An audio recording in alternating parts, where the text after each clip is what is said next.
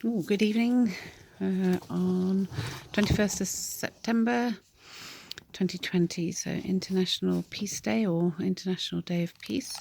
I just wanted to share my poem Peace One Day with you on this day, and also looking at the therapeutic counselling process that is revealed by analysis of the gemstones in the book of Revelation.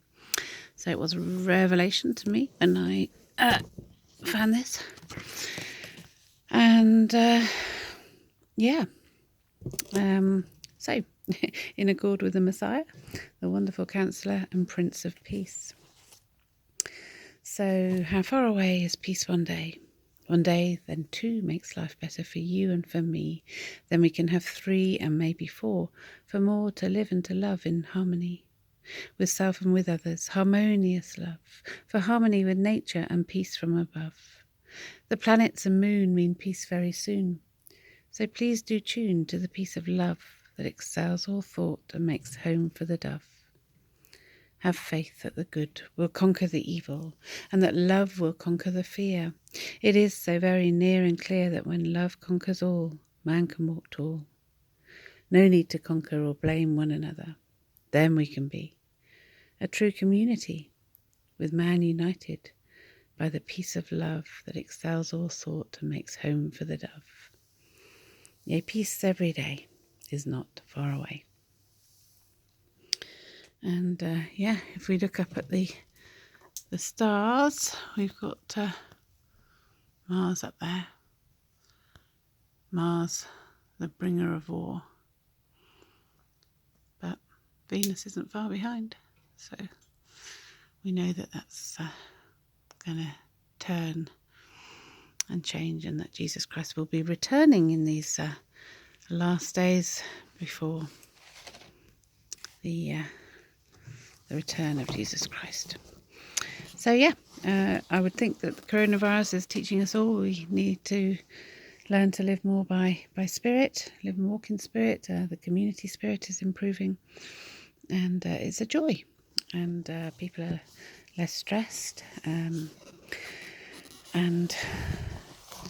been very fortunate with the weather.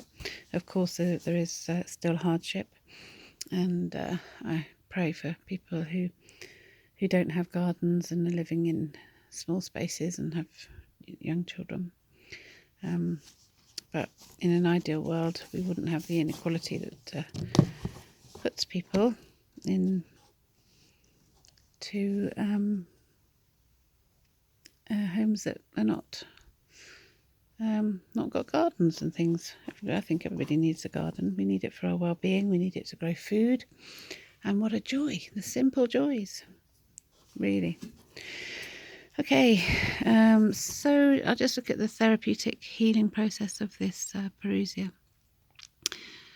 So we have both the gemstones and also the sons of Israel.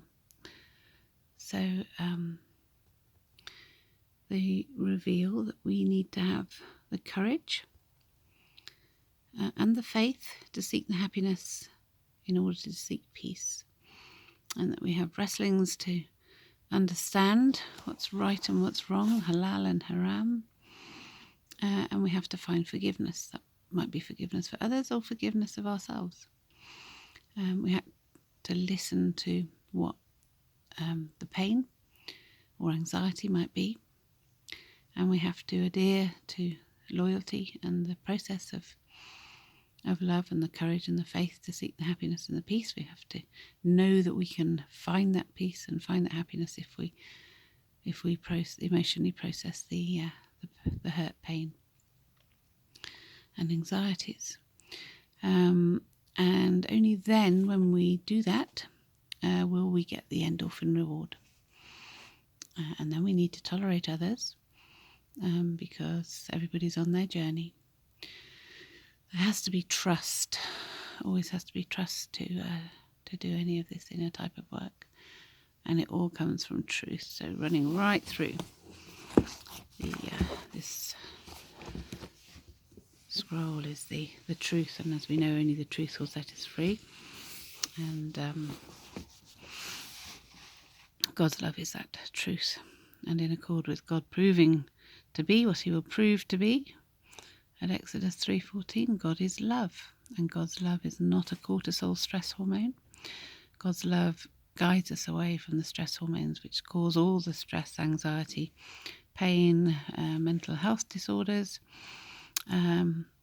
everything.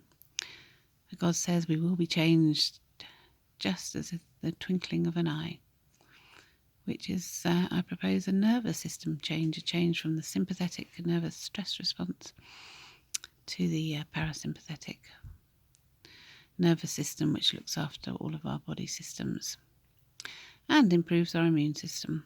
So the more stress there is, the weaker our immune systems are. So may love conquer the fear.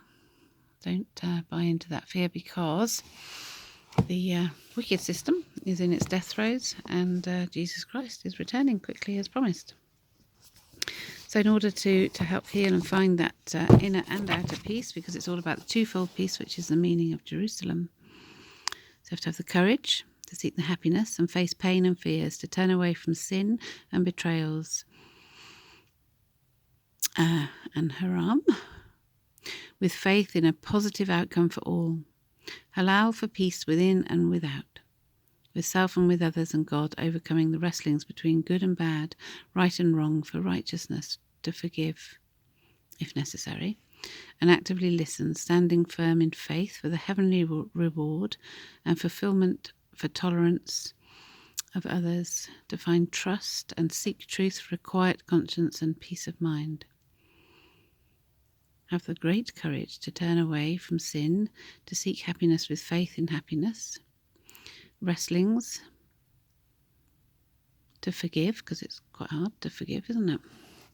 To actively listen, to hear and adhere for the endorphin reward with tolerance and truth, trust for twofold peace within and without when we listen and submit our will to God, who is love and light and always positive.